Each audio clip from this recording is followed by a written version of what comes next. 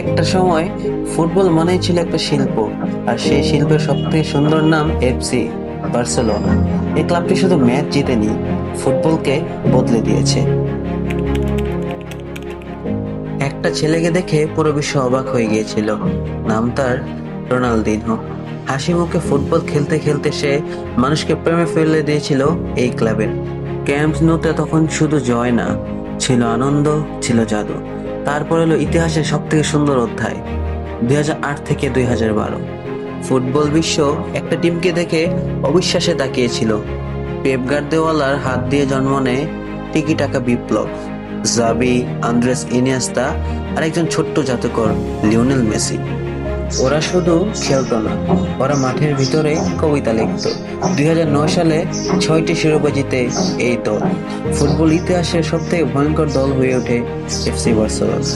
Messi সেই গোলগুলো, Andres ইনিয়েস্তার শান্ত জাদু আর জাবির passing, সবকিছু যেন ছিল স্বপ্নেরই মতো। তারপরে এলো নতুন যুগ।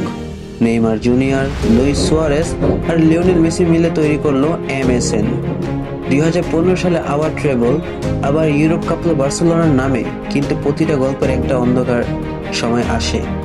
নেইমার চলে গেল, ইনিয়েস্তা বিদায় নিল। ধীরে ধীরে সেই সোনালী প্রজন্ম হারিয়ে যেতে লাগলো।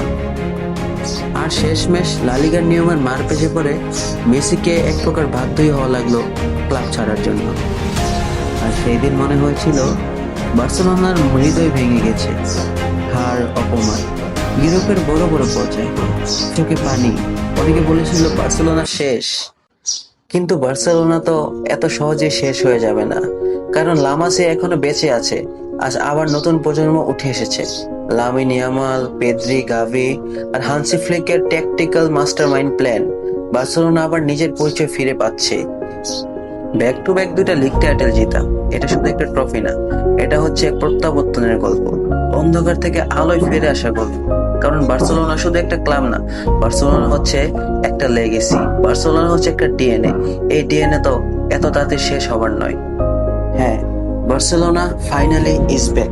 হয়তো ইউরোপিয়ান পর্যায়ে খুব বেশি দূরে যেতে পারছে না, তবে বার্সেলোনা নিজের অবস্থান ঠিকই জানা দিতে পারছে পুরো বিশ্ব ফুটবলকে। তাই ফুটবল বিশ্বেরও বার্সেলোনার এই উপস্থিতিকে ইগনোর করার সুযোগ নেই। কারণ ফুটবল বিশ্ব জানে এই বার্সেলোনা লিওনেল মেসির বার্সেলোনা, এই বার্সেলোনা স্যার ইয়োহান ক্রুইফের বার্সেলোনা, এই বার্সেলোনা দিয়াগো ম্যারাডোনার বার্সেলোনা, এই বার্সেলোনা বর্তমান সময়ে লামিন ইয়ামাল, রাফিনিয়া, লেভানডস্কির বার্সেলোনা। আর রোনালদিনহো, জাভি, ইনিয়েস্তা, মেসির যুগের বার্সেলোনা যদি হয়ে থাকে সোনালী অতীত, লামিন, গাভি, পেদ্রিদের বার্সেলোনা হতে পারে উজ্জ্বল ভবিষ্যৎ। আর হ্যাঁ, আমরা যে চ্যাম্পিয়ন্স লিগে বেশি দূর পর্যন্ত যেতে পারি নাই, এটা নিয়ে হতাশ হওয়ার কিছু নেই। আমার মনে হয় আমাদের প্রত্যেকটা জয় উপভোগ করা উচিত। আজকের ভিডিওটা এ পর্যন্তই। দেখা হচ্ছে নেক্সট কোনো ভিডিওতে। বিস কাল বার্সা।